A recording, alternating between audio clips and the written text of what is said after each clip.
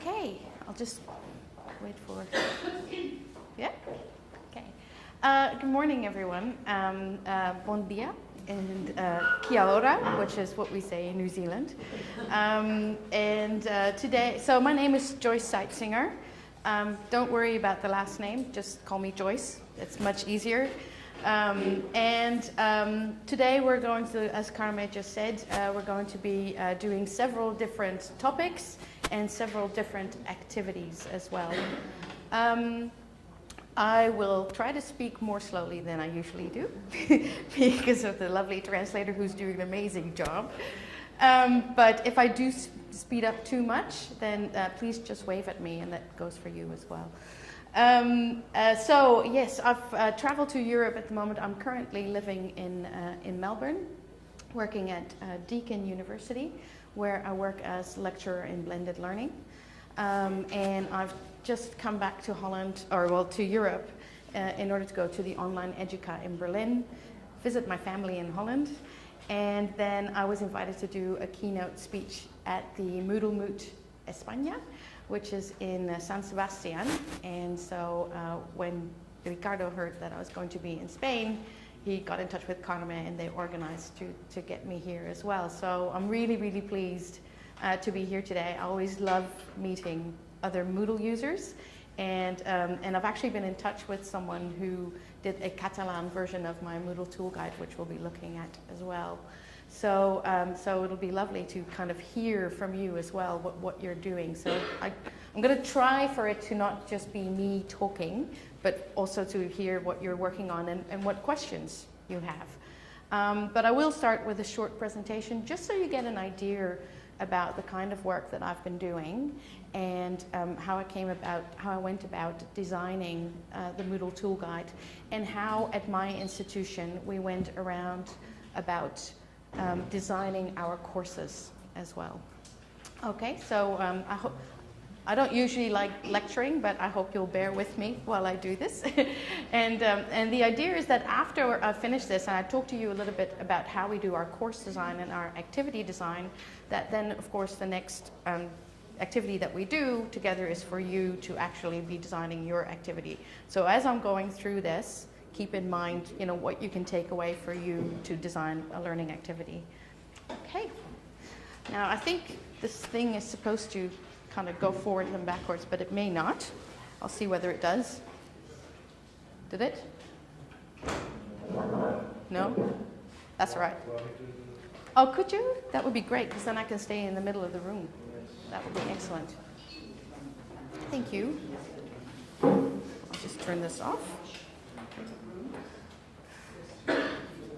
Okay, so yeah, go on to the next slide.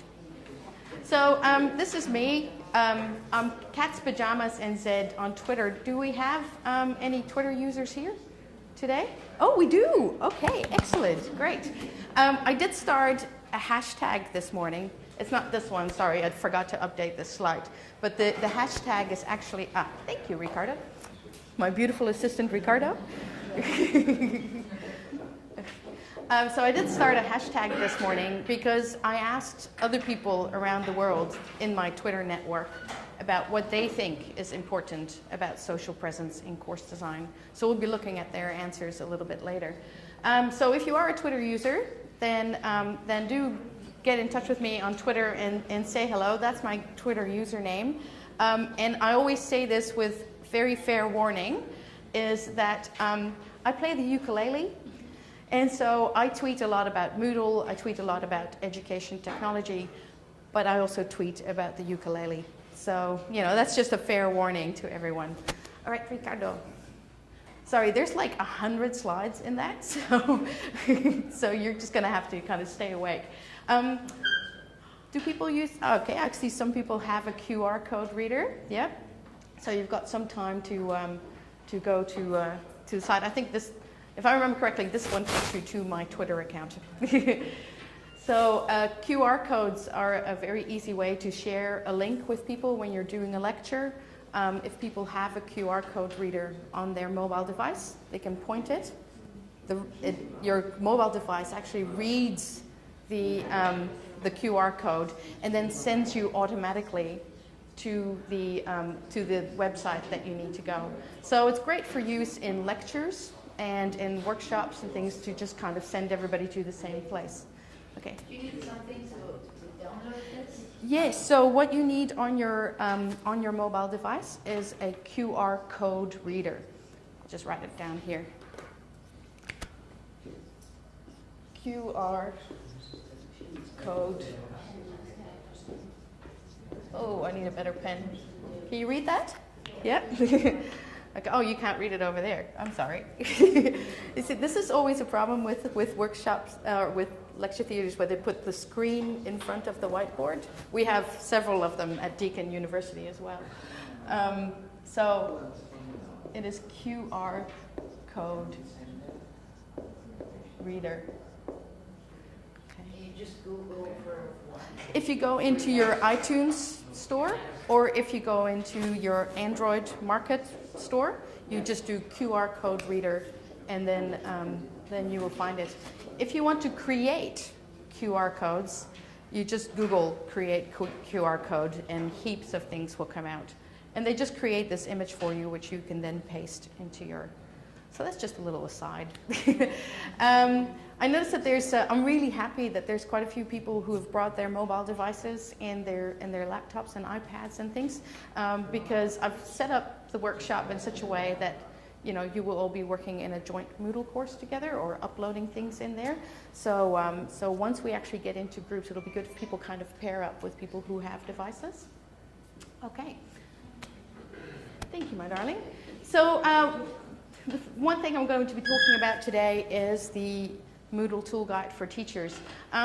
This has actually been a very interesting thing in my life. I designed it about a year and a half ago, May 2010, because this is what I spent a lot of my time doing. I talked to teachers about how to use Moodle, and I found that I was repeating myself a lot, and I thought there must be a better way of actually organizing this information and kind of making it clear what Moodle can do.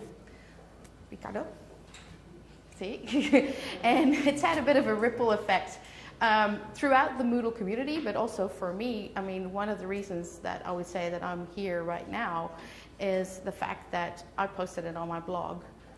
It went viral, and somehow it kind of lifted my profile, and because of that, other career opportunities came my way, and I was able to move from New Zealand to a large university in Melbourne. And it's just been really interesting. So I'm going to be talking a little bit about some of the ripples that have come out of that. All right. So, large part in the Moodle in the Moodle Tool Guide in the Moodle community, and also in my educational technology experience.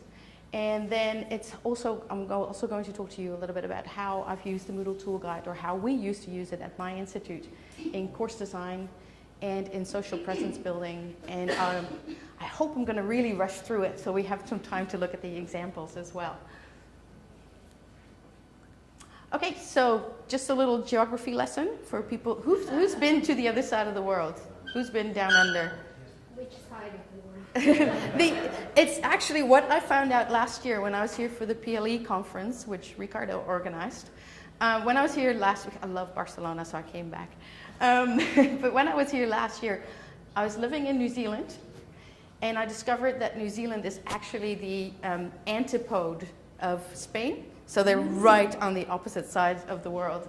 So that's what I mean when I say the opposite side of the world. It really is. It's as far as you can go without being on your way back. So if you've got Australia there, then there's New Zealand. And it's actually about 3 hours from Melbourne to Auckland by plane. So it's actually still quite far. People often think that they're very close together, but they're not. And so where I was living in New Zealand was here, which is Napier, and it's a beautiful part of New Zealand, but very rural. So we were a small polytechnic. We had about 350 staff, and we were the only higher education institution for this entire area, and then that entire area. So the closest university is Palmerston North, which is 2 hours away. Then there's Wellington, which is 4 hours away by car. and then Auckland, which is 6 hours away. So we were the only people kind of servicing higher education in that entire area, which is really widespread. Okay. Yep, and just to give you an idea, it is a lovely part of the world.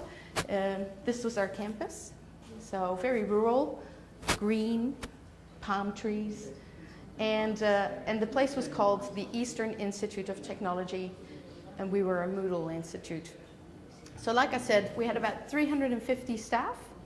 We had about 3,500 full-time students, but that actually broke down to about 8,000 actual students.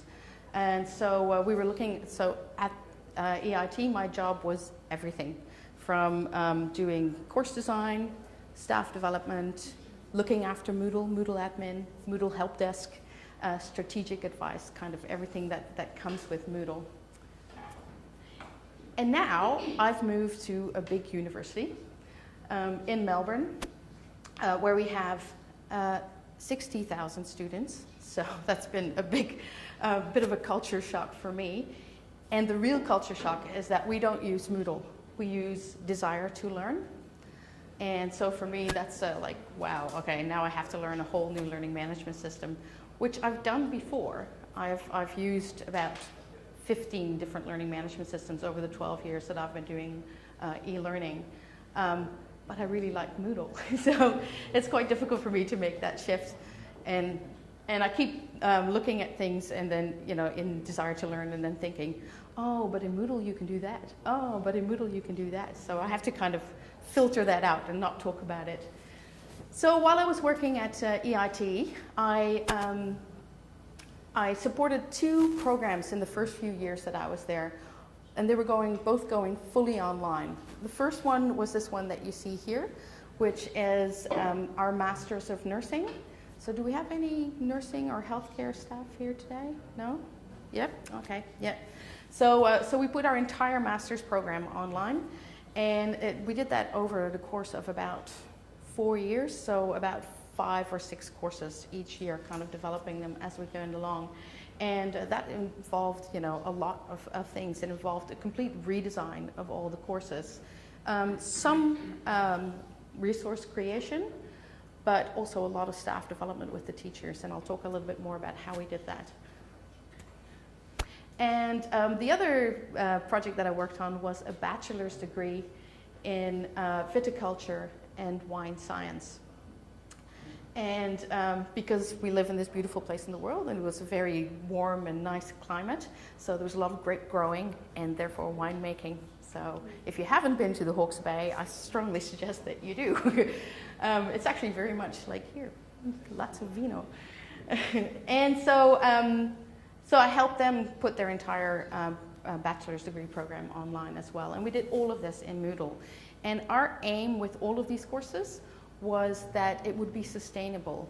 So we tried not to do all of the, you know, bells and whistles, you know, none of the fancy stuff that would require a person like me to be helping the teachers all the time to update their courses. We wanted the teachers to be able to go and update it themselves. So a lot of the activities that we designed were just done using only Moodle tools or very easy to use tools to create resources that were needed. Okay. So, Moodle Tool Guide for Teachers. So, I love Moodle. I already told you I love Moodle. So this is not just because, you know, I like Martin Dugiamis, who's quite handsome, but I love Moodle because I have found that, well, one of the things that I really like about Moodle is the Moodle community. And is anybody here involved in the Moodle.org forums? I'm pretty sure there's a Spanish community on Moodle.org. No? Okay. So Moodle.org is a place where the Moodle community comes together, and you can talk to other teachers who are using Moodle and learn from what they are doing. So you're basically kind of looking at what other people are already doing, and then you can reinterpret that for your own courses. So the Moodle community, which is very helpful, is one of the reasons that I love Moodle. And the other reason that I really like Moodle is because it actually thinks about teaching in the same way that I do, which is that when you go to put your Moodle course together as a designer or as a teacher, it asks you straight away, what are you going to do? Are you going to create a resource, or are you going to create an activity? And it makes it very clear that providing a resource to your students is not the same thing as creating an activity, a learning activity that you will do with them and in which they will work together. And so I really like that about Moodle, and it makes it really easy to kind of talk to teachers about their course design. Okay. So one of the things that I did at EIT was I organized the local Moodle Moot in 2008. And so this is on our campus. Yep. And I found that that was a really good way of actually getting our staff engaged, because all of a sudden we had like 40 staff actually attending a Moodle conference, when usually, like, I'll bet you nobody here is going to the San Sebastian Moodle Moot because it's actually quite far. Yeah. And, but having it on campus. So if there's one thing that you want to do, Karma, in order to kind of get that up, put your hand up to organize a Moodle Moot, because I found that was one of the best ways for me to actually kind of get Moodle uptake, increase Moodle uptake in our institute. So I already talked a little bit about all the different things that I did as e-learning specialist, which is quite demanding. And I always say, you know, that I'm fairly certain that given a cape and a nice tiara, I could save the world. I actually had this on my door at EIT. Okay. So last year I presented at a conference, and this was said, and that's exactly what I was running into, that it's one thing having your Moodle installation and making sure that everybody has a password and that everybody can log in, but then actually getting people to start using it is a lot harder, and that goes both for the students and for the teachers. And the idea was, how do you get the right mix if you don't have a manual? You know, that's what I was constantly running into. People were starting from kind of nothing, and I was having to take them through it one step by step. But with about 15 viticulture and wine science teachers and about 20 Master of Nursing teachers that I work with, I was doing it all one-on-one, and I was kept, you know, repeating myself and, you know, saying the same things over and over again. So what I discovered was that there were two traps that people typically fell into. One is the content trap, and the other is the technology trap. Pay attention, darling. You want me to click or not? Yes, I do. So what I found out, and the content trap is the one that always, always, always just confuses me, because I don't understand why teachers fall into this. So, because I think that teaching is one of the most complicated jobs in the world, you know. There is no easy way to do it. There is no, you know, every group of students is different. You're constantly having to recalibrate how you do things in the classroom and how you motivate your students, and no 2 years are the same. And so it's incredibly complex. And so what teachers do, and this is just, you know, a tiny little fraction of it, they do all of these different things. And then what I discovered was that when I then worked with teachers in order to start their online courses, online or blended courses, the only thing they worried about putting online was their content, their PowerPoints and their Word documents and other resources. And I was like, but what about your, you know, activities? So that was one of the traps that I found that teachers fell into. And then the other trap that I noticed teachers fall into was the technology trap. I want to use a wiki. You know, this colleague of mine is using a wiki, and so I want to use a wiki as well. All right, well, what are you going to use it for? And they would say, I want my students to have an in-depth discussion about topic X, Y, or Z. And I would say, okay, well, if you want them to have a discussion, then you should be using the discussion forum. Exactly, not the wiki. But people just hear these buzzwords and then they go with, okay, I want to use that. And so I felt like a mixer, going round and round, just repeating myself over and over again and saying the same things. And that's when I came up with the Moodle Tool Guide for Teachers. Now, I'm just briefly going to pause here, and because just for those people who have a device with them, Enric Blasco, who works at the University of Barcelona, has actually created this Catalan version. And so if you go to my website, which is catspajamas.net, then you can download. Yeah, I'll put it up here.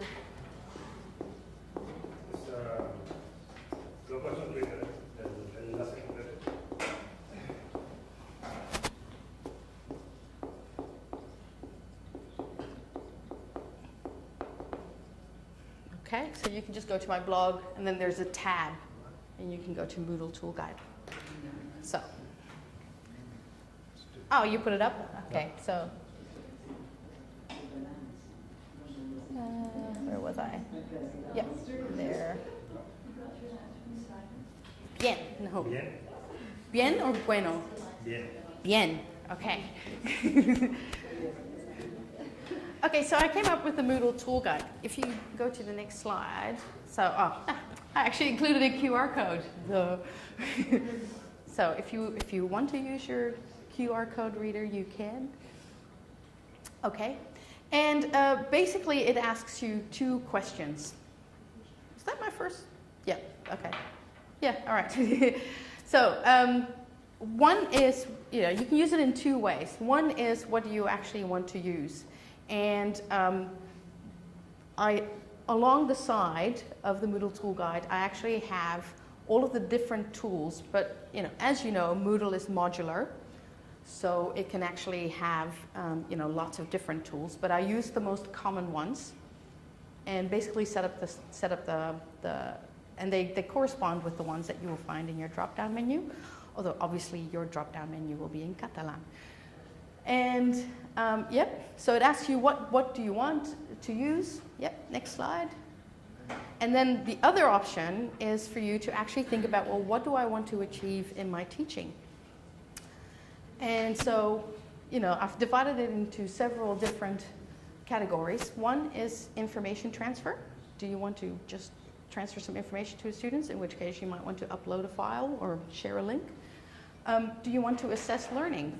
Obviously, a tool like the quiz or discussion forums in some cases are really, really good for that, but certain other tools in Moodle are no good for that. Communication and interaction, do you want to do that with your students, or do you want your students and you to be co-creating content together? Okay. And then what I did is I scored it as either green, is that verde?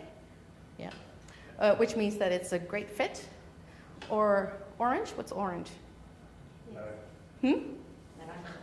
Naranja, of course. And that means that you can use that tool, but it does mean having to do some learning design. So it's more like a warning signal. You're going to have to think about how you do it. And then red, rojo, is not the best tool for the job. Okay.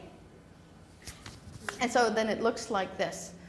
So if you've downloaded the Catalan version, you can look along at the Catalan version. But basically, as an example, if you've got the discussion forum, the first column tells you how easy it is to set up, because some tools in Moodle are really easy to set up, and some of them are really tricky. Even though they're really useful, it might be safer to just stay away from them altogether if it's your first time teaching with Moodle.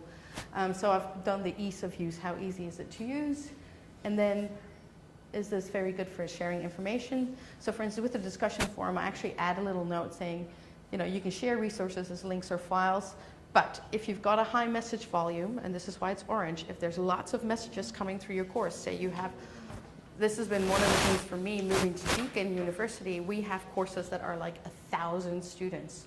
If there's 1,000 messages going through that forum, you don't want to be sharing resources with your students there because it will just get lost in the message volume. So that's why I call it that orange.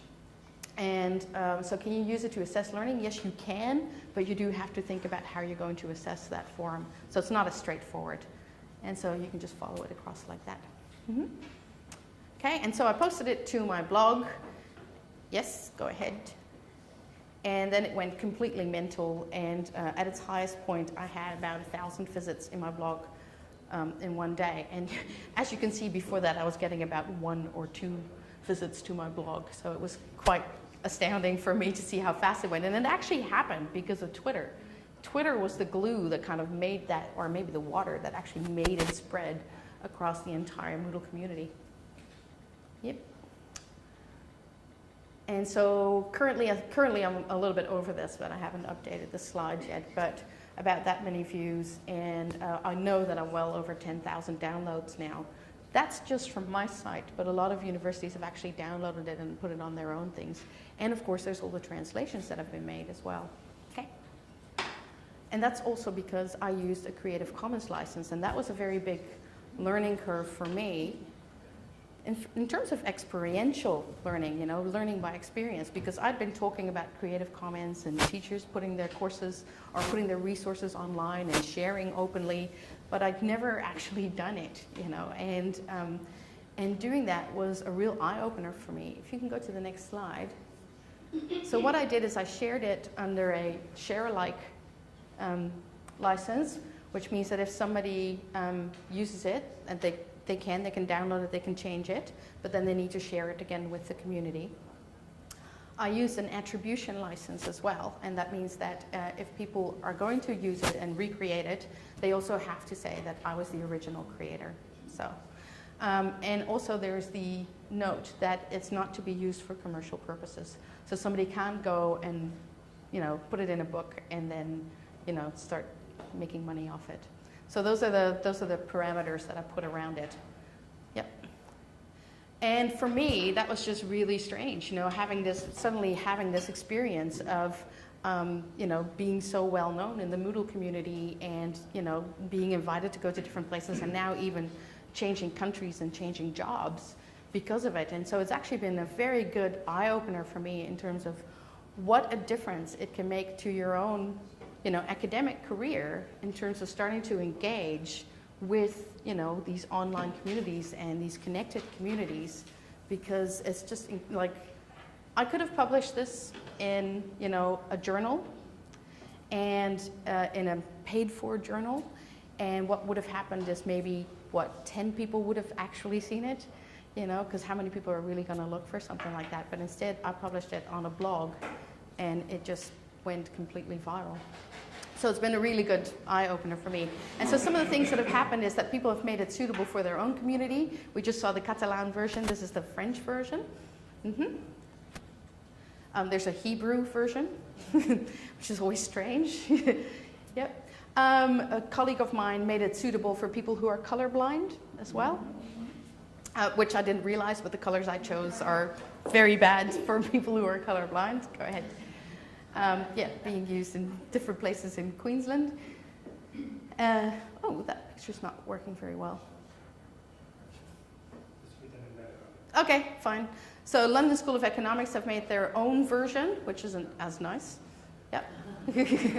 And then it's also started actually jumping platforms. So somebody's created the Blackboard guide for tutors. And we've also got a Flickr group. Yeah, I don't know what's happening. Just continue.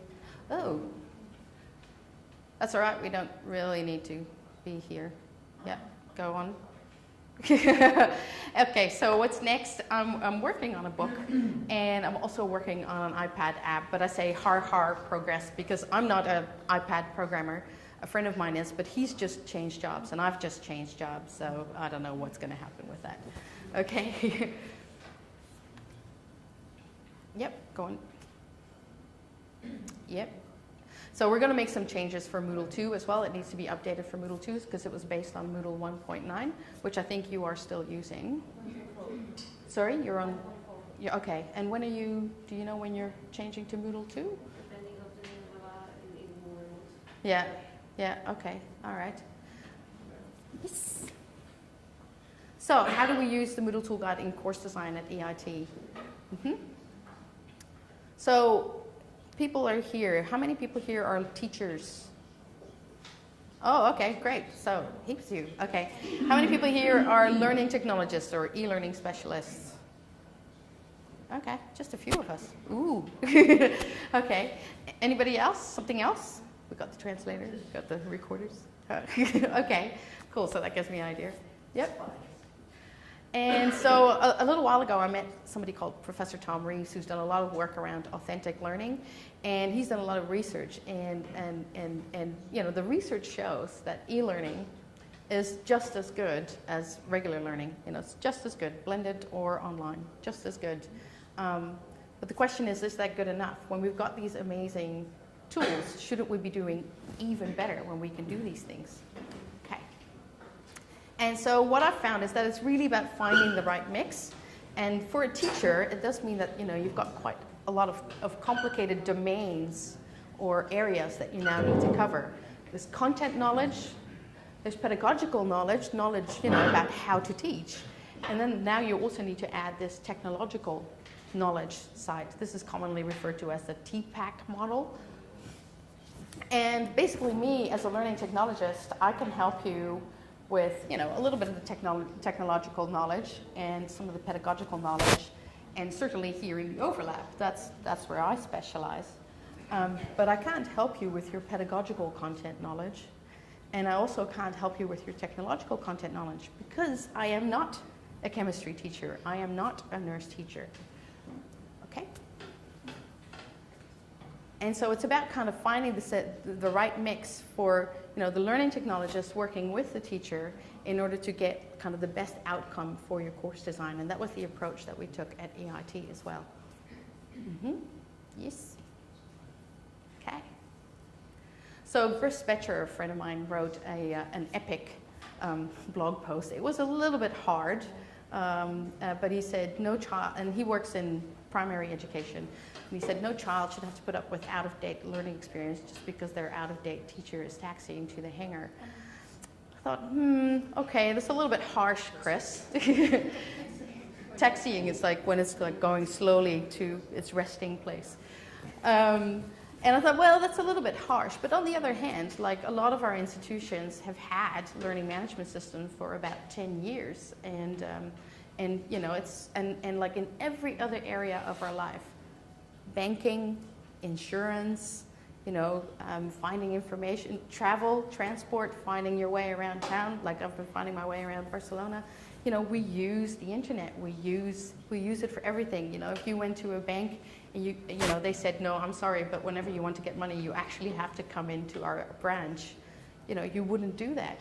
And so I think that's one of the things that we're looking at. Is like education really needs to kind of catch up with all of the other industries which we're already used to and which we're using every single day. All right. And so what we try to do at EIT, and what was mentioned by my friend Tom, is that we try to design for change, that we try to actively kind of make a big jump when we redesigned the courses. We didn't do it in small steps, but we tried to make a big jump straight away. Okay, so Martin Duguyamas, who invented Moodle, he basically has kind of observed these 10 steps of progression that teachers go through in their uptake of Moodle. So it goes up from, you know, putting up the handouts, which was, you know, kind of close to that content trap that I was talking about, and then maybe providing a passive forum but not really facilitating it, to number 10 where, and number 9 where you're actually kind of mixing different activities together to actually get the students to learn together in a learning community. But typically that can take, you know, if what I've observed is if a teacher is just kind of left to their own devices, then it might take anything up to 3 years for people to kind of make that step. Yep. And I don't think it's necessary. Okay, so what we did is we actually teamed up a teacher with a learning technologist, and starting last year, our institution merged with another institution 3 hours away. And so we needed to do a lot more online learning and a lot more blended learning. And I was able to put together a team of 6 learning technologists. And we started pairing people up to actually kind of work together. And the course, rather than belonging just to the teacher, actually belongs to the pair of them working together. Yeah, so, you know, I was here as the manager, and then we had the learning technologist underneath that and an e-learning technician to support our team as well. And one of the things that we tried to get people to do was to step away from the LMS. Don't design your course inside your Moodle course, because what will happen is you will start putting things in, and then you will start moving them around, and it actually becomes a real pain because if you've uploaded a Word document, then you need to delete it, and then you need to re-upload the new one, and it just all becomes too messy, and particularly if there's if there's 2 or 3 people working on that course together, it becomes a really big problem. So what we encourage all of our teachers to do is to just step away from the LMS when you're in the design process. And so what we did is we worked together by, we had the kind of general program decisions, so for the entire bachelor's degree. And then the course design decisions were made kind of one-on-one by the teacher and the learning technologist. And we did that over 8 to 10 2-hour sessions. So they would be working together in about 20 hours to actually create a blueprint of the entire course. And then once we had a blueprint, once we had a map of what we were going to build, then we would actually go into the development work and then go into delivery and maintenance. And we would provide staff development throughout as it was needed. And so we divided the tasks for the learning technologists. Yep. And then we also had a similar thing for what the teachers needed to do. And we used this process. So if you're familiar with the ADDIE design process, anyone here familiar with the ADDIE design process? ADDIE stands for analysis, design, development, implementation, and then evaluation. And it's been a very popular instructional design process. And what we did is we actually focused on just a small part of the A, and then that first D, which stands for design, because we wanted to make sure that that got right, because after you get that right, everything else that follows after that is so much easier. And so we divided that D into several different steps when we worked with teachers.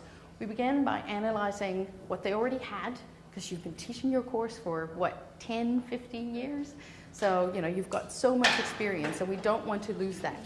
So we'll analyze what you already have.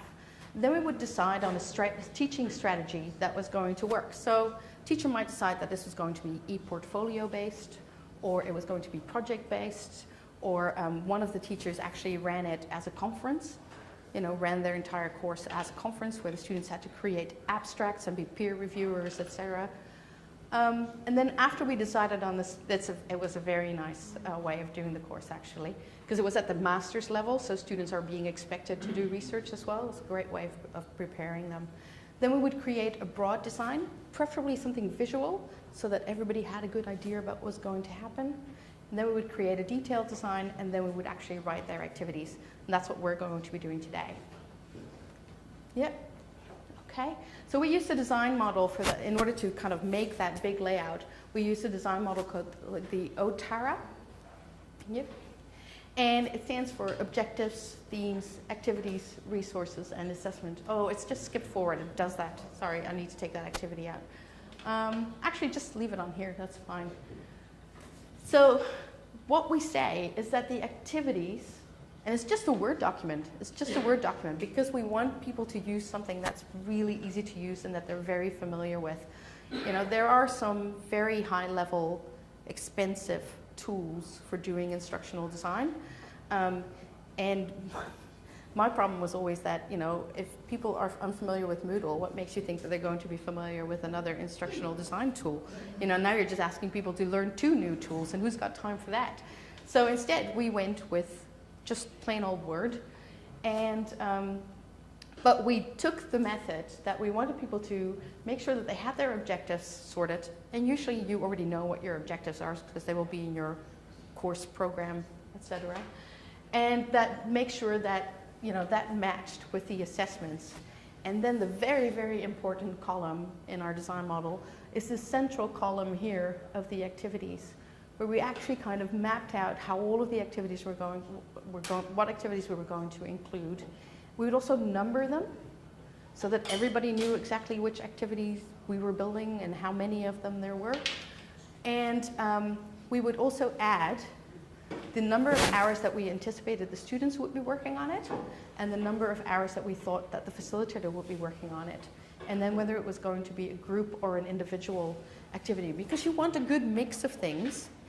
And you also want to make sure that the facilitator, the teacher, doesn't end up with lots of activities that are going to require lots of work by them. So you want to make sure that you're actually balancing those things out. So we focused on this central column and made sure that this acted like a bridge to get the students from here to there. And it was only after we had designed the activities that we would add the resources that were needed. So it's a different way of thinking about your course design, because rather than starting with your content and then, creating your activities, we actually said, no, create your activities first and then only upload the content that the students are going to need for that particular activity. So I always said no orphan resources, no resources that are just in there because you've used them for 20 years or whatever. I had one teacher who absolutely insisted on having a photocopied scan, which had been photocopied so many times. There was an article from 1973 about growing grapes. And I thought, really? Nothing's changed since 1973 about growing grapes? I can't believe that that's true. But it was just this resources that they'd held on to, and that was so important to them. So in the end, I was like, well, okay, let's put that in. But let's also find another one. And we'll talk to the library about finding a similar resource. But essentially, the idea is that you don't get kind of blinded by the resource that you already have, but that you focus very strongly on, well, what activity am I going to give to students? So if that's the case, what resources will they need in order to complete that? And so then we would get into that next level, the last one about writing the activities. And we asked the teachers to actually focus on these elements of an activity. So having a spark, something that actually kind of interests the students. And that can be, even the name of the activity. It doesn't have to be week 1 discussion forum. It can be much more interesting than that. What is the purpose? Where does this fit into the course? And very specific about what tasks you ask the students to do. And I had several teachers say to me, oh, well, the way that you design the activities, it's like, you're chewing for the students. It's like you're spoon feeding them. And I was like, no, I don't think that's the case. I think you can have a complex activity, but you should still be specific about the tasks that you're setting the students. The learning can be complex, but the tasks need to be clear, particularly when we're working in an environment where not all of the students are going to be as familiar and as competent. So we're quite specific about the tasks. Then if there's any kind of interaction or response that you want the students to do, then you include that as well. A time indication, time or maybe amount of work indication, some kind of thing that tells the students, what they're going to do. And then any resources that you want to work. And if you're designing your activity anyway, you might as well think about the kind of feedback that you're going to give to the students. Okay. So, and all of that together should give you a good mix in order to get your course done. So one of the things that I realize that we're getting close to time, and I do want you to work on your activities. But one of the things I want to share with you is this amazing work that's been done by a New Zealand educationalist called Andrew Churches, and he based it on. He created a Bloom's taxonomy for the digital age, basically. Now, what you see here was, this is the old Bloom's taxonomy, and then there's the new one, which they have turned it into verbs. And rather than evaluation being at the top now is creation, seen as the highest kind of order of thinking. And what Andrew Churches did is he actually, I like the idea that they've got the verbs, and so I'd like you to think about these as you're designing your activities. Think about what level your activity that you will design will be at. And what Andrew Churches did is he actually kind of looked at, the old verbs that we might have used in our activity design, recognizing, retrieving, finding, and then the things that we could get students to do these days, like highlight or bookmark or do social bookmarking. Yep.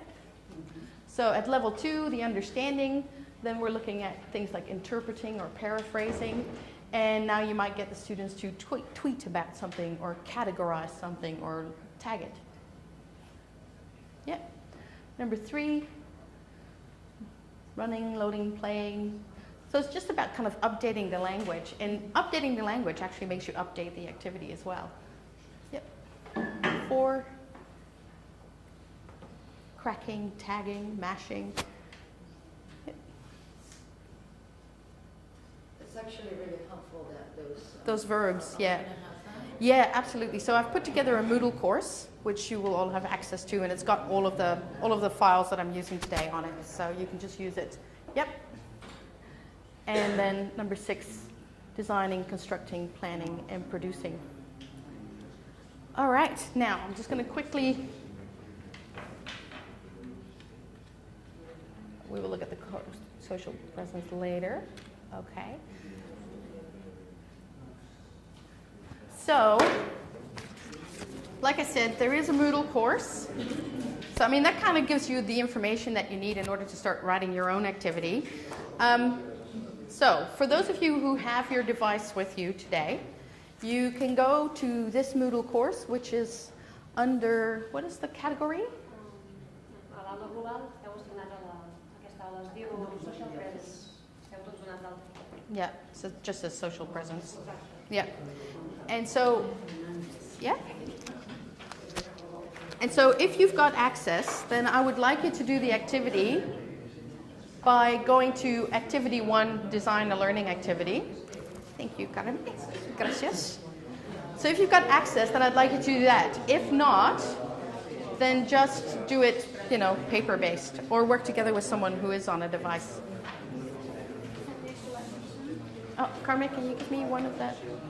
Thank you. Just one. Yeah. Okay, so for the next, let's say 20 minutes, you will be working in a pair, so find somebody else to work with. And if possible, make sure that you have access to the Moodle course between you. That would be really good. But if you don't, then just do it paper-based. And we've got extra paper here. All right. And together, take about 10 minutes and choose one activity from one of your courses. So decide to design an activity. Actually, if you can just, click on activity 1. Yeah. Okay, so design an activity for one of the courses. And think about these questions. Who are your students? What stage of the course is this at? Is it going to be fully online, blended? Is it going to be an activity in the classroom but using Moodle, etc.? So which tools are you going to use? And then, if you're in the course, then type the activity out and post it in this forum. And make sure that you use those different elements that I was talking about. And then you do the same thing for the other person's course. So work together on designing that activity. And then if there's any resources that you're going to need, then include those as well. All right, so take 20 minutes to do that. And then, if you can upload them into here, that's great, because then we can all kind of look at them together as well. Plus, you'll all have access to them later, because you can see each other's activities, so that would be great. All right, so 20 minutes. How do I say 20 minutes? It's, yeah, okay. Just take a 15-minute break, just for a little while.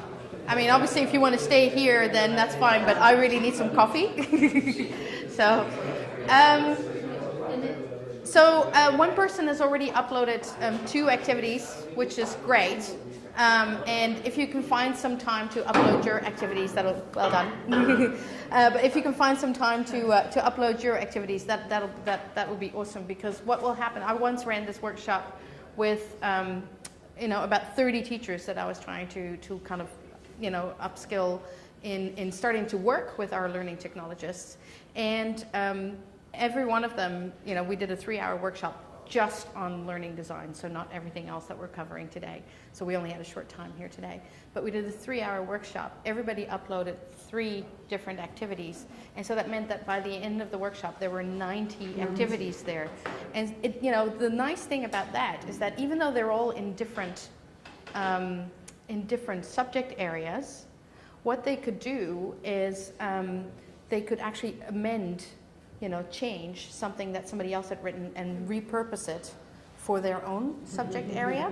So like somebody designed a timeline activity where they wanted the students to use an online timeline graph to talk about history and the history of social science. There's no reason you can't do the history of computer science, the history of nursing, the history of, and use that same activity but just reuse it. So it always pays to work together with other people when you're designing your activities, because you're going to be able to borrow from each other's ideas, and it doesn't matter if they work in a different field than you do. Okay, so if you do find the time, even if maybe you don't get around to it this morning, if you can upload it into the course, then everybody else has got access to each other's activities. So now a few people said, I thought it was going to be more about social presence. And we are going to be talking about social presence after we come back from coffee. But I think the important thing to realize is that it starts with this. It starts with, having a good idea about what you want to achieve with your course, having a good idea about what your course design is going to be about.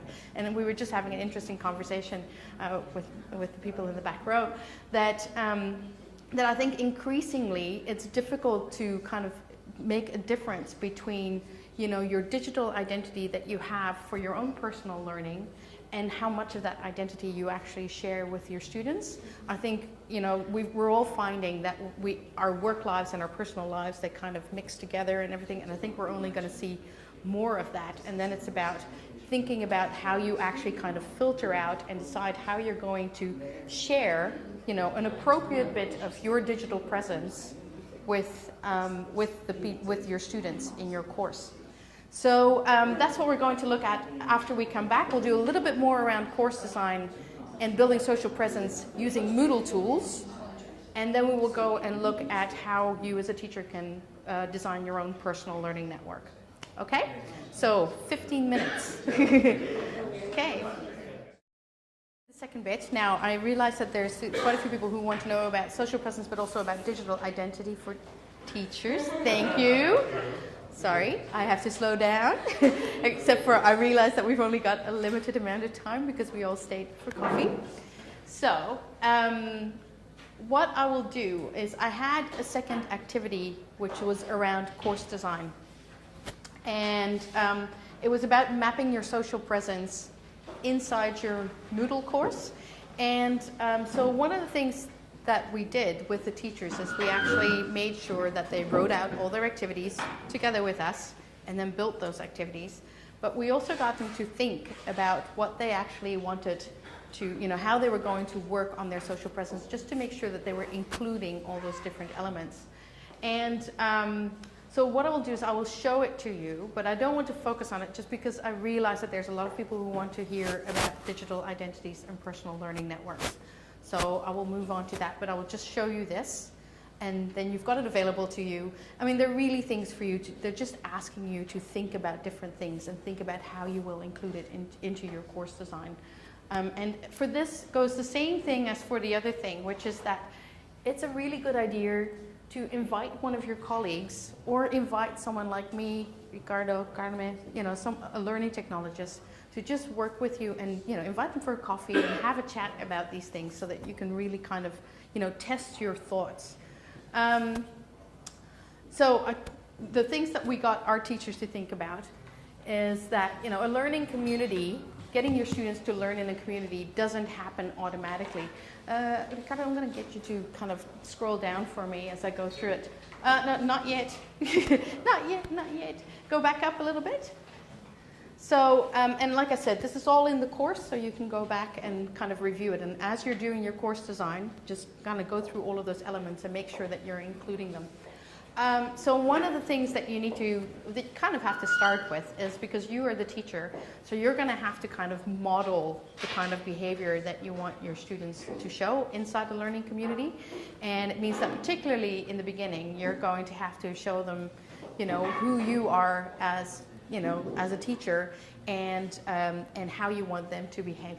So you need to think about how you are going to, share, what you're going to share about yourself. So if you've got some kind of introduction activity, introduce yourself, which is a pretty standard thing in courses these days, you should be making the first post. It shouldn't be, all right, class, you all introduce yourself. It should actually be, all right, I will go first, and you actually model it. It's very important in that first stage of your course. And so that means that you have to think about, what tone you're going to use. Even important, and I tried to do it in this Moodle, but for some reason I didn't have the rights to. Very important that you upload a picture of yourself, in your Moodle course. Is that done automatically here, or like in your profile? Yeah. It's linked to your staff profile, maybe? Yeah. Yeah, because we had some staff, we didn't have an automated process, and we had some staff who didn't like to upload a picture of themselves. And yeah, that was quite, I always said, well, then just use something else. Use a flower or a sun or something, but something, because the visual cues are so important, something that students can recognize you by, but also something that says something about who you are. So teacher presence, and think about how you're going to profile yourself to your students. And that includes a little bit of a blurb about yourself. Weekly announcement. Again, this is a great way of actually kind of sharing your personality. Having a weekly announcement using the news forum. We sometimes change the name of that to course announcements, because I think that's more descriptive. That helps you establish a rhythm in your course and kind of keeps the students coming back. They have an expectation that things are going to happen and stuff. So, but again, it also gives you a great time or a great opportunity that you can actually kind of share a little bit about who you are, just in the way that you actually compose those weekly announcements. So I had some teachers who would just say, assignment due this week, and that was all it would say. And I was like, not so friendly, and, treat those things like emails, treat them like, hola everyone, and you just kind of talk a little bit. You say, don't forget that this week we're working on this, we've got the lecture then, tutorial then. Also, here's an interesting link I found, so change the tone and make it, don't go over the top, don't do something that you're not familiar with, that's not you. But, those are great opportunities to actually get your identity across and to get your personality across.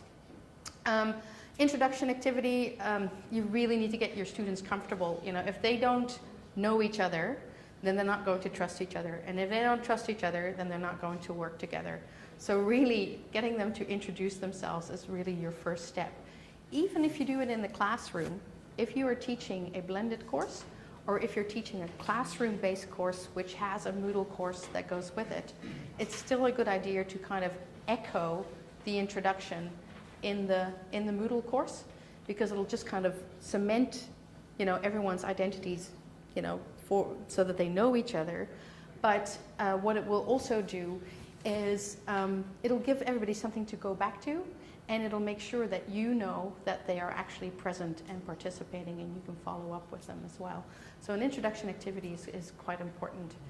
And then, of course, you can set up pair or group activities, which you can either do with, just make it kind of informal, buddying students up, just getting them to buddy up, and then, they just support each other. Or you can do it very structured around specific learning activities. For this, you will get into a group of 5. I have put you into group A, that's much more structured.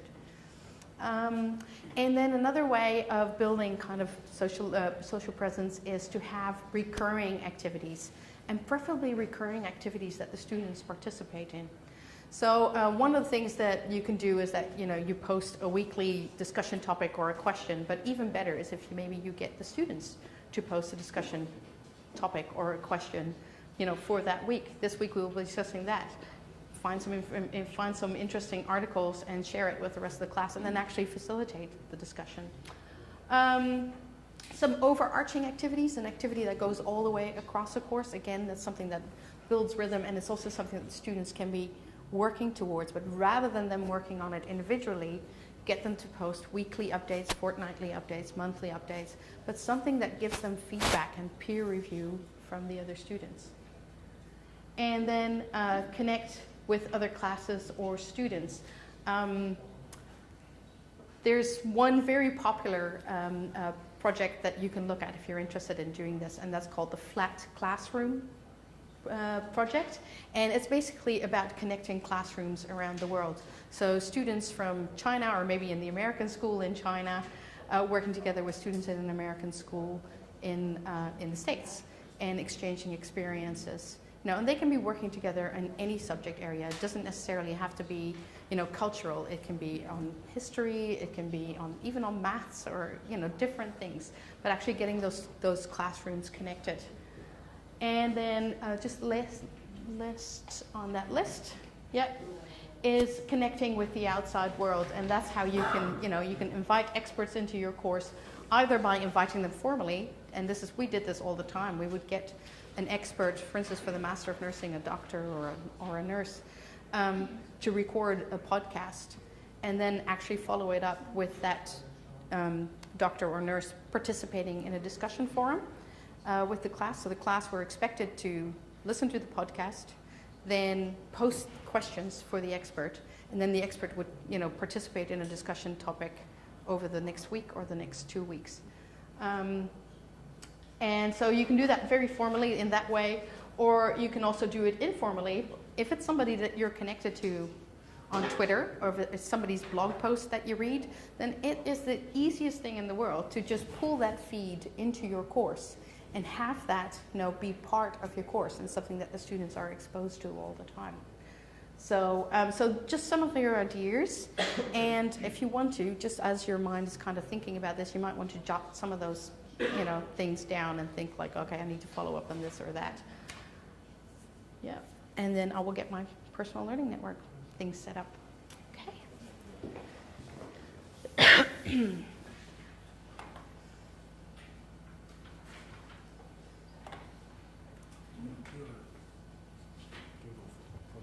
Yes, of course. I have everything with me.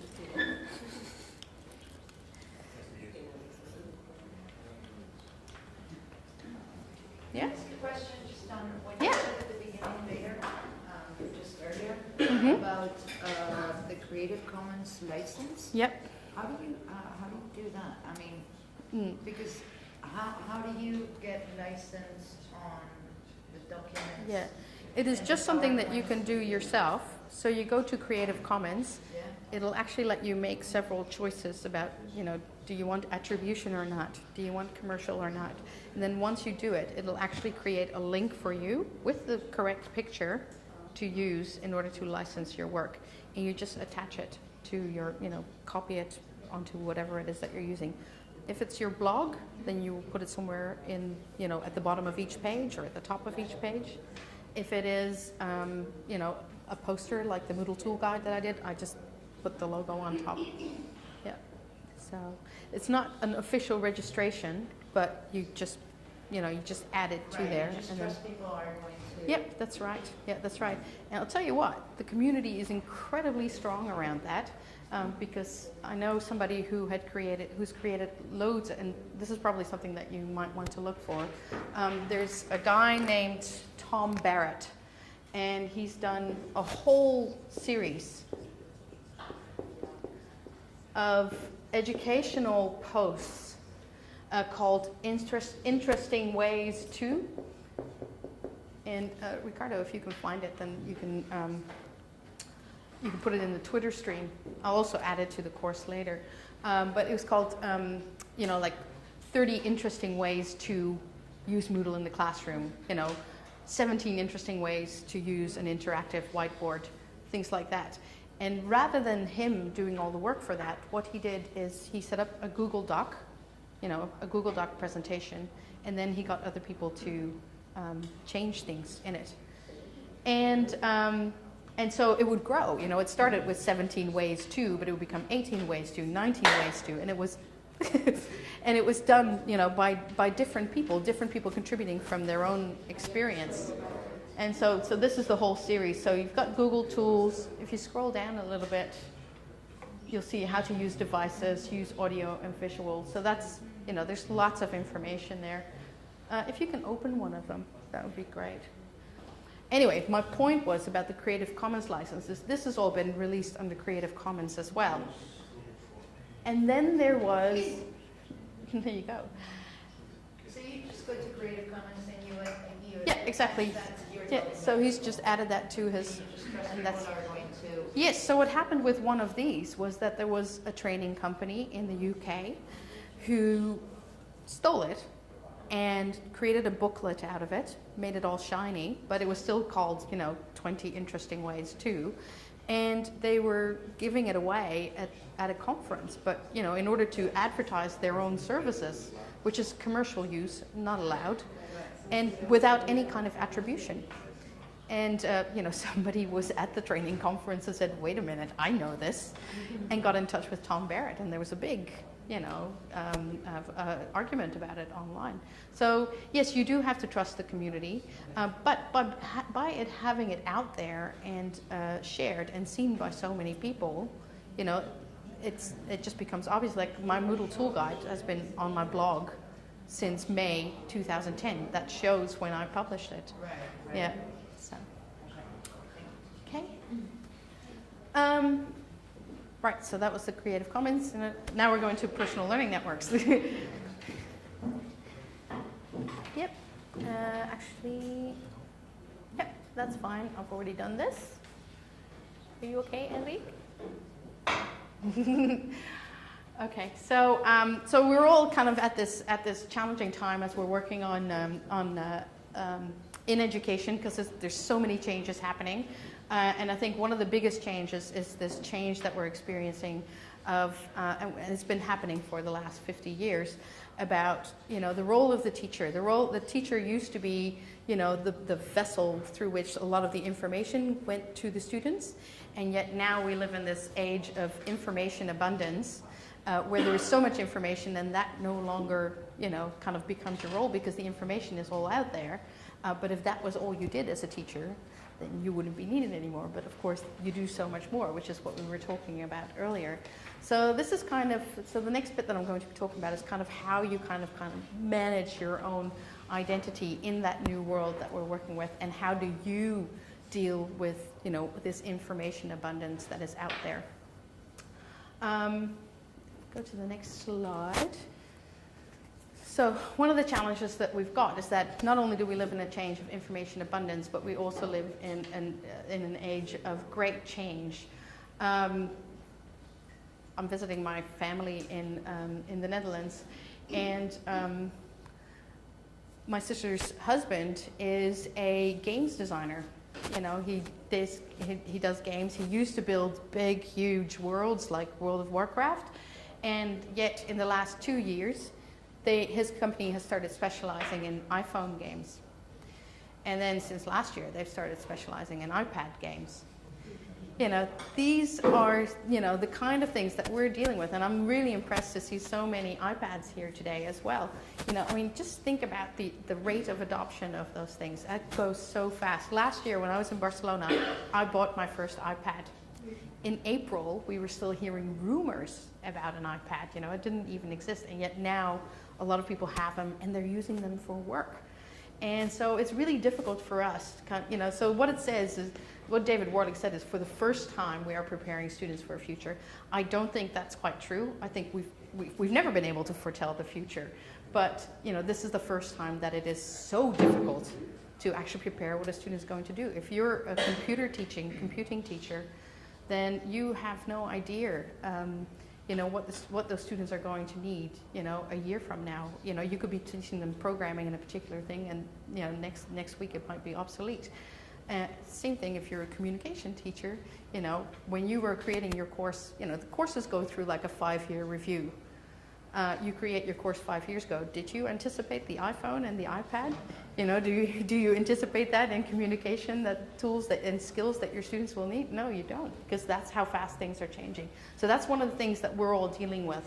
And the question is, how do you deal with it? How do you make sure that you kind of stay connected to the latest developments without completely, losing control and kind of getting lost in this sea of information? Yep. Skip past that one, because this is what we're dealing with. Getting information off the internet is like trying to take a drink from a fire hydrant, And This is not my slide. I didn't create this slide, just as an aside. This is another example of Creative Commons. There's an entire group on Flickr of educators who find good quotes and then match them with good images. So if you're looking for something to use in your teaching, go and find this Flickr group. It's great.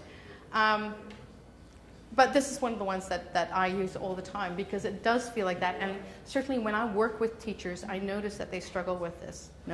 If someone is not a digital resident, not somebody who lives digitally all the time, then it can be really difficult to maneuver your way through all of those information streams. And this is one of my favorite quotes by Clay Shirky, who is a university professor in New York City. And he says, it's not information overload, it's actually filter failure. If you haven't read anything by Clay Shirky, I strongly suggest that you do. He's written two really good books. First one is called Here Comes Everybody, and the second one is called Cognitive Surplus. And it's about how the internet is allowing people to actually use parts of their cognitive potential that we've been wasting for quite some time because we were all watching television. So and he actually calculates how many hours a year get lost in watching television in the States. It's a very interesting book. But this is what he says. He says it's not information overload, it's filter failure. And I think you probably recognize that because most of us have got rules set up in our email. We can control our email. We can move things into folders. We've got rules. We've got alerts. We know how to deal with that. But how do you deal with a Google search that calls up 6 million results? How do you deal with that? And how do you deal with it when it sends you lots of results that you don't actually need? And what about all the other information that you're getting through Facebook, et cetera? How do you filter that out? So that's what we're going to be looking at. Okay, and so what you see here, one of the things that's actually making this information overload or the filter failure worse is what you see here is a map of the world created only of social media tools. Because of course what's happened is that with the advent of social media, everyone has become a publisher, and so everyone can be adding to the content that is available on the web, and they can be adding to that information abundance. So a friend of ours, Alec Kouros, he created, he did a lot of study into, he does teacher training at the University of Regina in Canada. He's now actually Dr. Alec Kouros. I should be calling him by his proper name. Don't tell him I forgot that. Dr. Alec Kouros. And so he did research into, so what does a teacher then need if they're going to be working in this world? And one of the things that he did was he interviewed X amount of teachers and came up with this diagram of the typical teacher network, where teachers typically go to, get their information from. And it was, curriculum documents. And this is information for their work, for their teaching. Curriculum documents, colleagues, popular media, print and digital resources, and a little bit of family and local community. So if we can just go to the next slide. Yeah, so I usually, I talk about teacher, but I actually think that you need to think about it more widely and think about it in terms of educators, because I think all of us, me included, learning technologists, your managers, anybody who really works in education is somebody who should have a network. So it's not just looking at teachers, but I think it's anyone who works in education these days needs to be a connected individual. So just quickly, because I know that we don't have a lot of time, but just quickly, if you could, just sketch your current PLN. What does your personal learning network at this moment look like? And you can start with yourself in the middle and then put things around you, or if you would prefer to list it, do that. If you would prefer to just type it, do that. But just think through yourself, what does your PLN currently look like? And then if you've got your device with you, and there's a lot of devices around, then snap a picture and upload it to Twitter or Flickr. And I've also created a little forum in the Moodle course, so if you want to upload it to there. Okay, so just take 2 minutes to do a quick sketch. Okay, so just to get an idea, actually, if we can go back one slide. Sorry, I was premature. Yes. So this was the typical teacher network that Alec found in his research. When you sketched yours, did it look like this, or were there other things that you included? Students. You included your students. Very good. Students. Yep. Yep. So your students, absolutely, and I think so, because I think in this day and age, we're going to be learning from each other, and your role is not so much to give them the information as just guide them through the process of learning. Yeah. Anyone else? Other things besides this that you included? Facebook, Twitter, yep, absolutely. Your social networks. With colleagues and friends who send you video links. Yep. Yeah, exactly. How many other people had that? How many other people had Facebook as part of their PLN? Okay, quite a few people. What about LinkedIn? A little bit, yeah, about the same, but different people. Interesting. Twitter? Yeah. The same people as have Facebook. We're all so connected. Yeah, exactly. And I think that's what we're seeing now. So if we go to the next slide. So that was what Alec found, was that if we had network teachers, then this is what they would look like, and it would be a mix of all of we don't have to get rid of everything that we used to have, because there was some value in that, but it's about adding things to it and augmenting it and getting into a mix that will actually work for you. And so he included exactly some of the things that we were talking about: digital forums, online communities, social networking services. He actually distinguishes between social networking services and online communities. I actually think those two things belong together, because it's the services aren't that interesting. It's about the fact that they connect you to a community. You're missing music. Sorry? He's missing music. Yeah. Which might be media. Yeah, it might be under media, exactly. And so he's got popular media, but then also digital photo sharing. So I think the levels are a little bit off. But I think it really pays, to kind of think to yourself about, well, what is it actually that I'm accessing every day? And there's a really interesting YouTube clip that I just found the other day called The Information Diet, and it's about putting yourself on an information diet. So I'll add it to the course. I should have added it to the course this morning. But it was very, very good. It's about, it's kind of like people say, like in the States, there's an obesity epidemic and people are overweight, and people blame the McDonald's and the fast food restaurants and everything. But the fact is that there's also people's personal responsibility for just not going to McDonald's so often. And so this is about it's a bit about the same. It's like there is an abundance of information, but that doesn't mean that you have to be taking all of it in. You can actually put yourself on a diet, and some of the tools that we'll be looking at today inside your personal learning network will allow you to do that. Okay. So when we talk about a personal learning network, people have different ways of thinking about it, and that's because it is personal. And so some people, so there's a website that includes lots and lots of different personal learning diagrams. It was put together by Scott Leslie. This one is by Alan Levine, and he thinks about his personal learning network very much about the tools that allow him to access information and people, colleagues.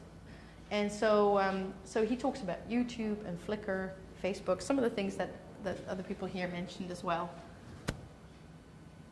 And then if we go to the next one, some people think about the personal learning network in terms of the people. And that's how I think about my personal learning network. So this was actually created by Dean Sharesky. And he, as you can see, he's put all of these people that he's connected to in little white lab coats. And when he posted this, he said that how he actually thought about his personal learning network is that it allowed him to connect to like the smartest people in the class, even though they were far away from him, and he really thought of them as scientists. And every morning when he wakes up, because some of them are on the other side of the world, every morning when he wakes up, he wakes up to this wealth of information that these people have gathered.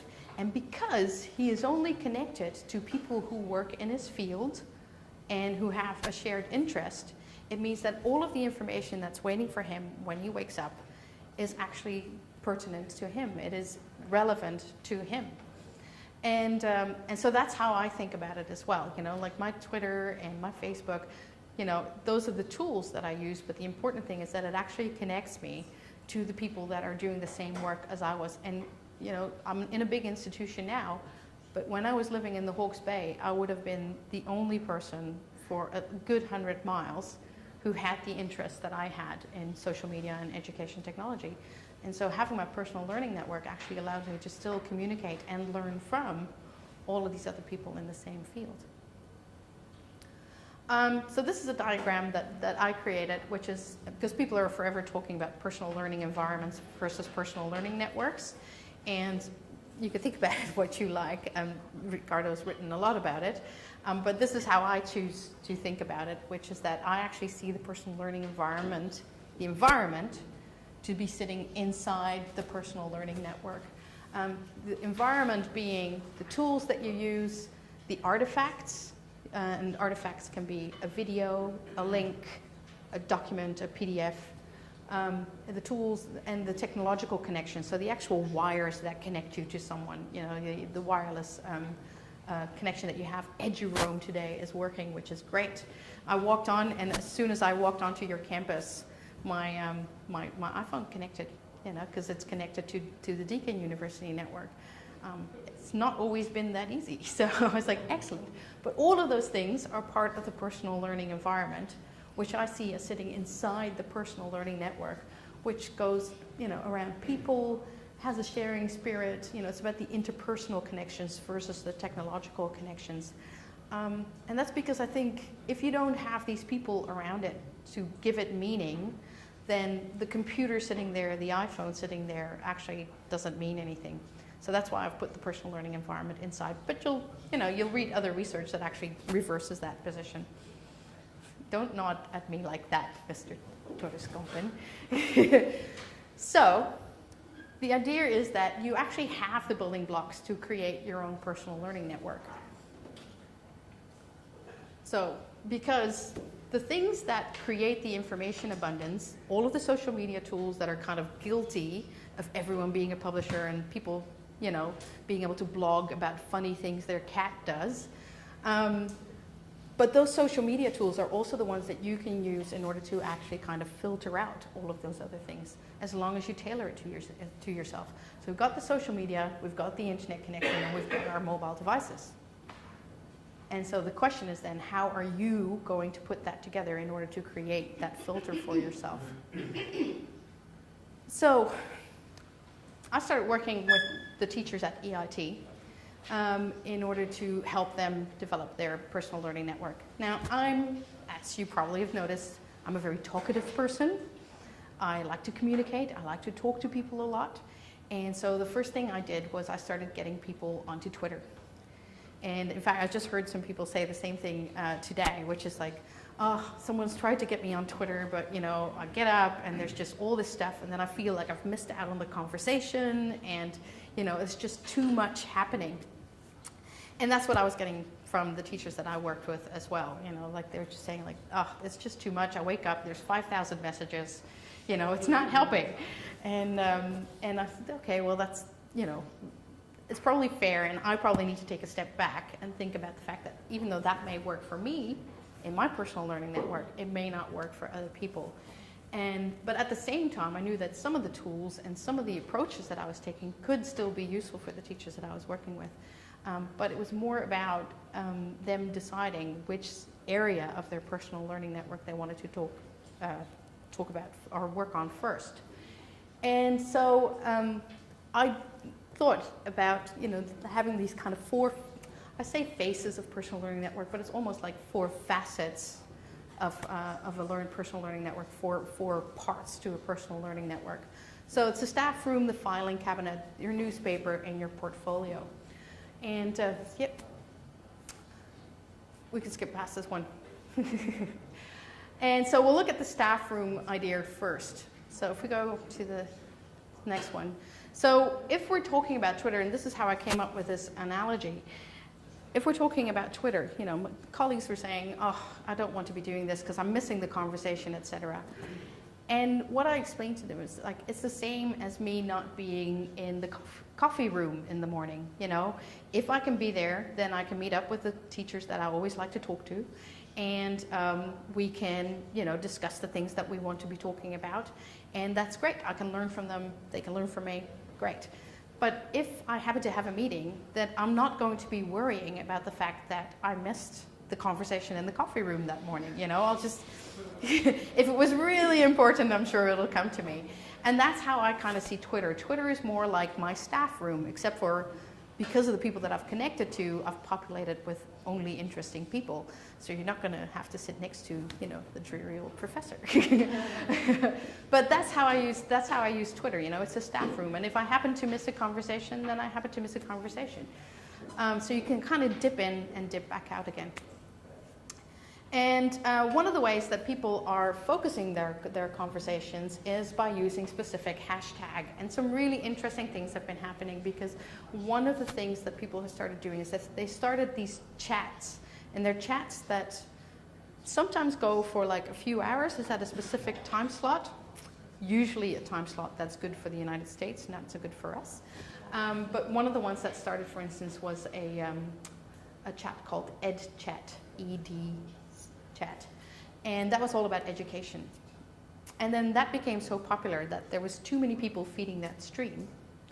And so what happened is they actually started national ones. So there is a UK EdChat, and there is a there is a Canada EdChat, and there's different ones.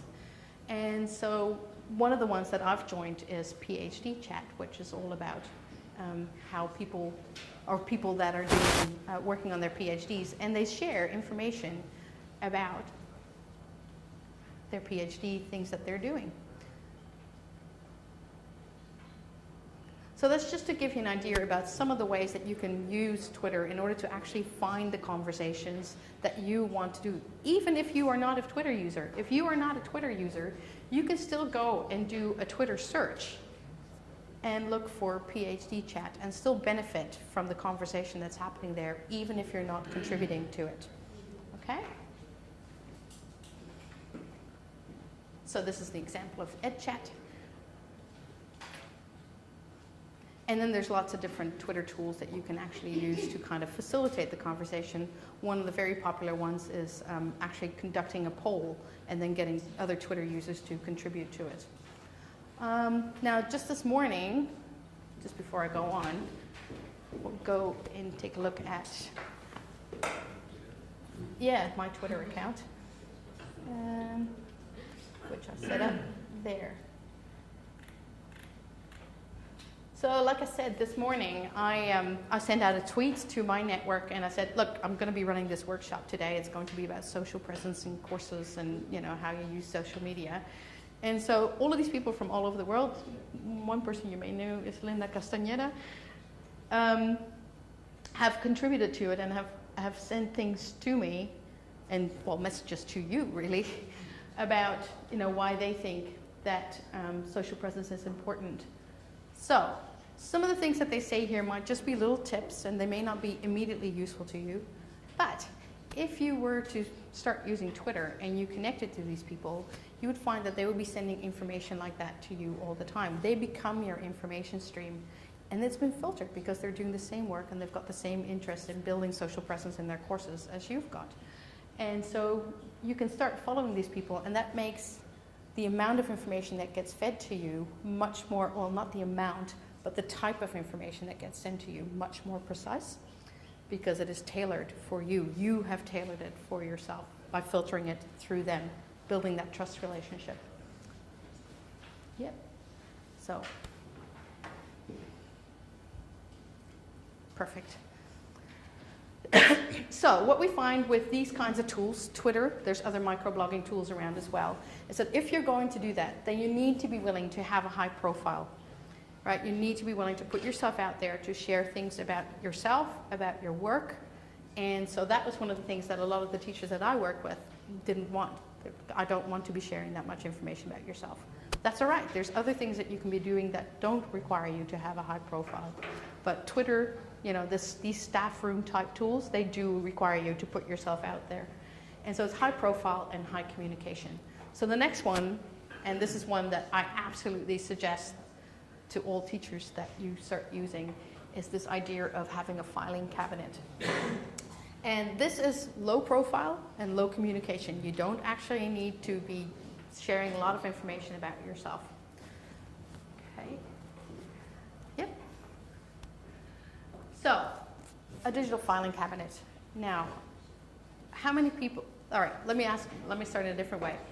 What do you do when you find an interesting website? You bookmark it. Using? Your regular bookmark. Yeah. So most people here, how many people, when you find an interesting website, you just hit the little gold star in your Internet Explorer and you save it to your bookmarks? Okay, so got a few people. Yep, yeah. Of course, the problem with that is that when you do that, it is saved to that computer. But like today, I'm here in this classroom, which is on the other side of the world from any classroom that I usually use, and I wouldn't have access to that. And so one of the reasons that I strongly suggest to teachers that they start using some of these social bookmarking tools is because that is one of the advantages. What happens is that when you save a bookmark to a social bookmarking tool, it goes into the cloud, and that means that you have access to it wherever you are.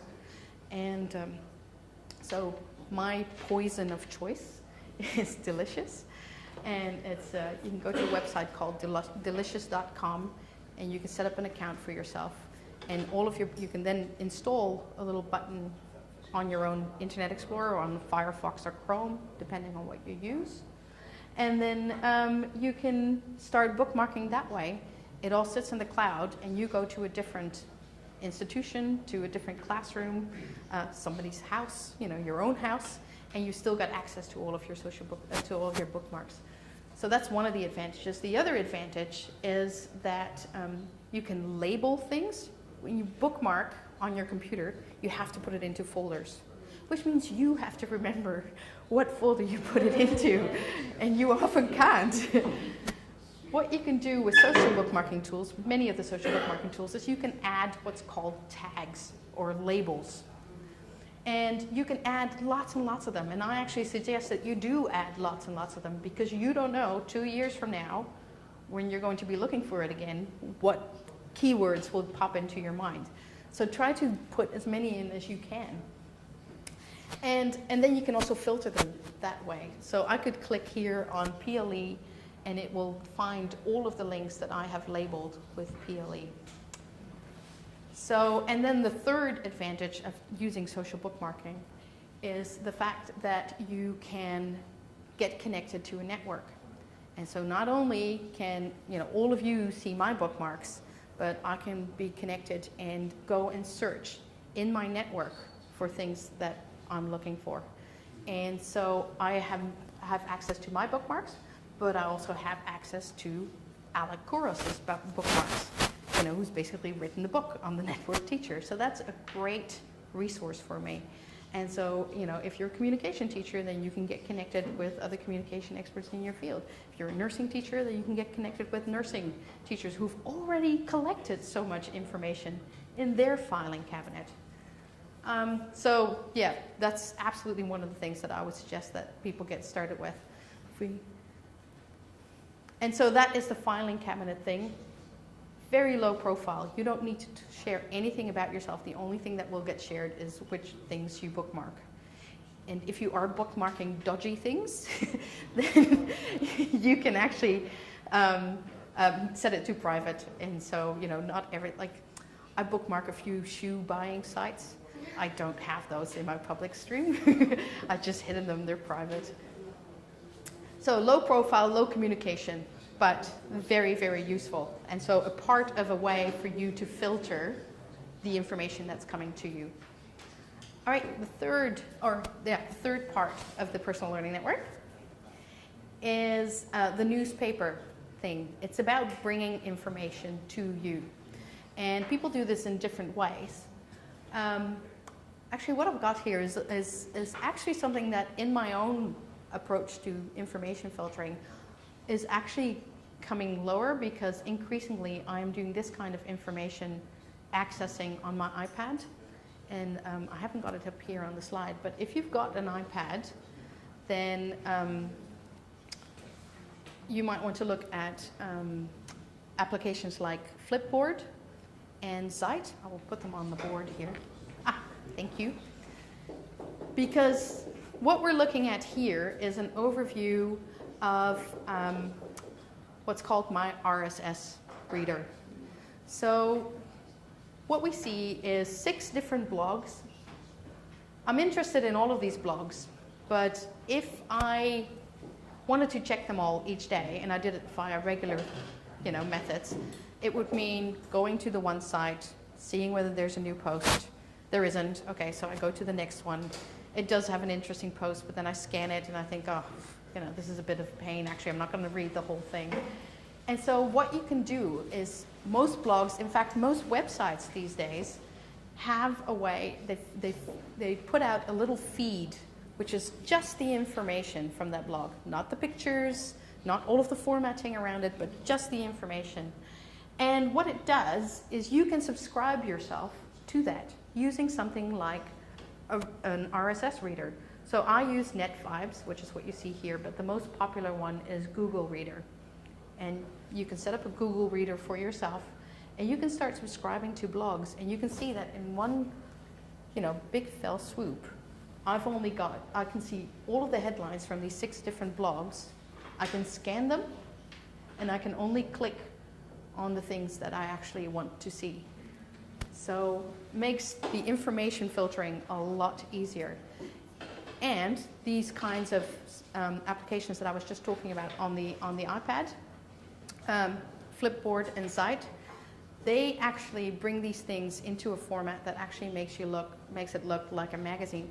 Maybe we can just quickly Google a screenshot just to give an idea to people about what that looks like. So if you're connected on your iPad, you might as well install it straight away because you'll love it.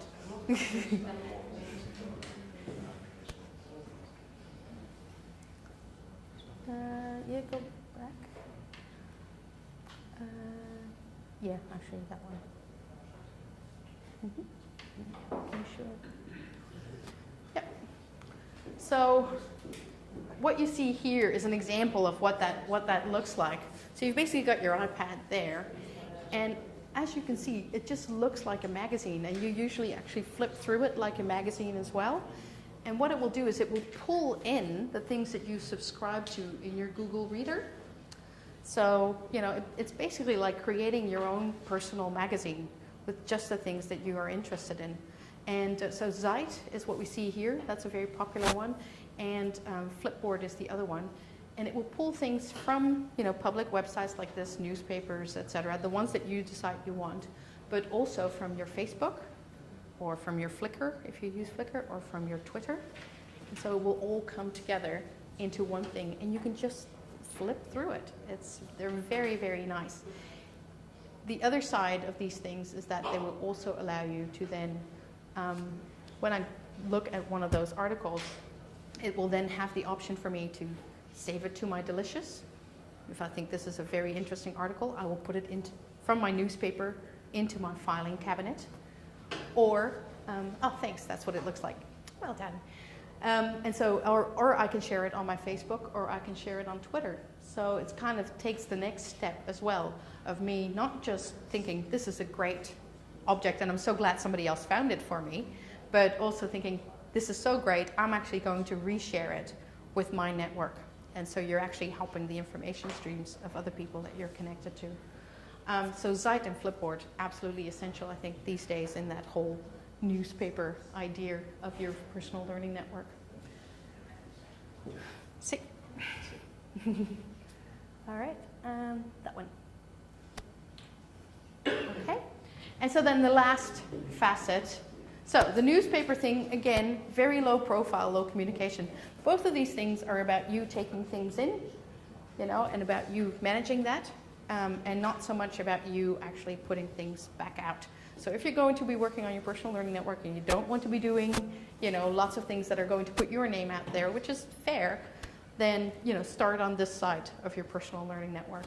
Then the last one that I'm going to talk about is the portfolio, which does require you to have a bit of a higher profile. It's about actually showcasing your work. But you don't necessarily need to do that with a lot of communication. So I do it on my blog, and that's where I put out different things that I build. But there's lots of different ways that you can do it. So all of those things together, you know, make you a connected teacher and give you access to all of those things. So, just to give you an idea about some of the different tools that you can use in order to achieve this, Staff Room, probably Twitter and Plurk are the most, you know, kind of popular ones. For a filing cabinet, we talked about Delicious. Another one is Digo, which is up there. And this is also in your handout, so you've got it there. And like I said, it's all in the course. But some people use a blog in order to actually save things. So they just use the blog as a place where they put interesting things that they find, or wiki spaces. And then in order to have that newspaper idea, Google Reader, and like I just said, Flipboard and Zeit. And portfolio, you might want to use, you know, WordPress or Blogger. You can use a wiki if you like. You can use Posters or Clockster. Okay.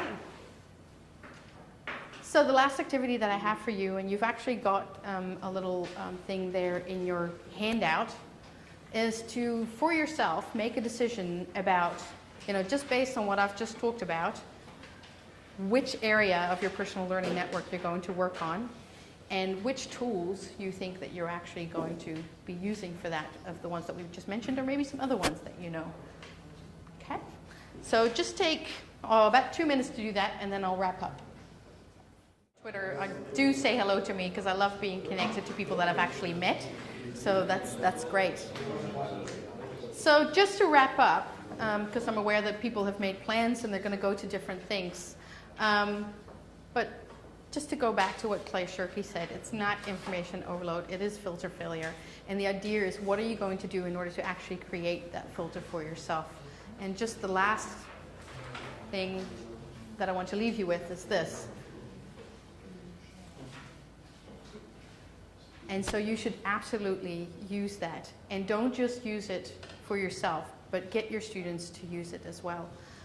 You know, we've talked today about how you can use a personal learning network for yourself, but now think about what that would actually mean for your students if you use it with your students. And if you taught your students at the beginning of the semester, or even at the beginning of a 3-year study, how to manage these information flows. Okay, so that's it for me on PLNs anyway. We were going to look at digital curation as well, but since we run out of time, we didn't have enough devices. The information is there in the course, and you can look it up for yourself. And otherwise, next year when I'm in Barcelona, I'll come back. So, are there any questions from you? No? Great. Well, I'll still be here for another 10 minutes or something, and I'm going to be walking around taking pictures of your beautiful campus. And if you don't catch me now, then do catch me on Twitter. Okay, so muchas gracias, everyone.